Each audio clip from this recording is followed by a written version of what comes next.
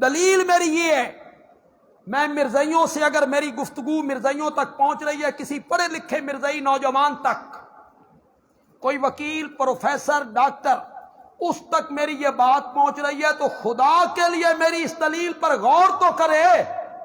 ماننا نہ ماننا اس کی بات ہے۔ چوتھی صفت ذکر کی، والذین یؤمنون بما انزل الیک، مومن وہ ہیں جو اس وحی پر ایمان لاتے ہیں جو ہم نے آپ کی طرف اتاری، وما انزل من قبلک، مومن وہ ہیں جو اس وحی پر ایمان لاتے ہیں جو آپ سے پہلے اتاری۔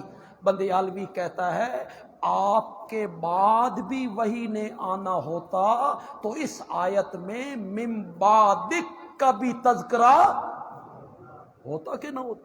من قبلک کا جو تذکرہ کیا، آپ سے پہلے اترنے والی وحی کو وہ مانتے ہیں، آپ کے بعد بھی اگر وحی اترنی ہوتی تو اس وحی کا بھی ذکر ہوتا کہ آپ کے بعد جو وحی اتاری جائے گی وہ اس پر بھی ایمان لاتے ہیں، لیکن یہاں من قبلک کا ذکر ہے، من بعدک کا تذکرہ، اسے پلے باندھ لیں۔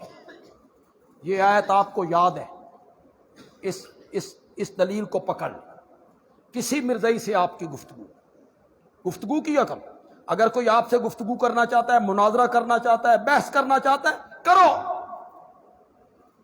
یہ دلیل اس کے سامنے رکھو کہ اگر ہمارے آقا کے بعد بھی وحی نے اترنا ہوتا، کسی نے نبی بن کے آنا ہوتا، اس پر وحی کا نزول ہوتا، تو قرآن نے یہاں من قبلک کا ذکر کیا، تو بعد میں آنے والی وحی کا بھی ذکر ہونا چاہیے تھا کہ نہیں ہونا چاہیے تھا؟ لیکن قرآن من بعدک سے خاموش ہے۔ میں اس پر کتنی دلیلیں پیش کرتا چلا جاؤں۔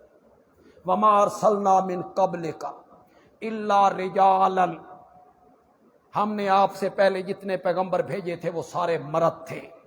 وما ارسلنا من قبلک من رسول الا نوحی الیہ انہ لا الہ الا انا فاعبدون، ہم نے آپ سے پہلے جتنے نبی بھیجے تھے ان کی طرف یہی وحی کرتے رہے تھے کہ میرے سوا الہ۔ یہ کیوں قرآن من قبلک من قبلک من قبلک کا ذکر کرتا ہے؟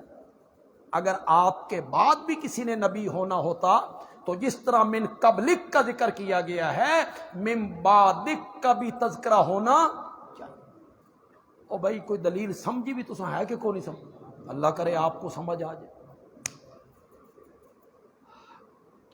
قرآن کی 100 آیتیں اور میرے نبی کی کتنی حدیثیں؟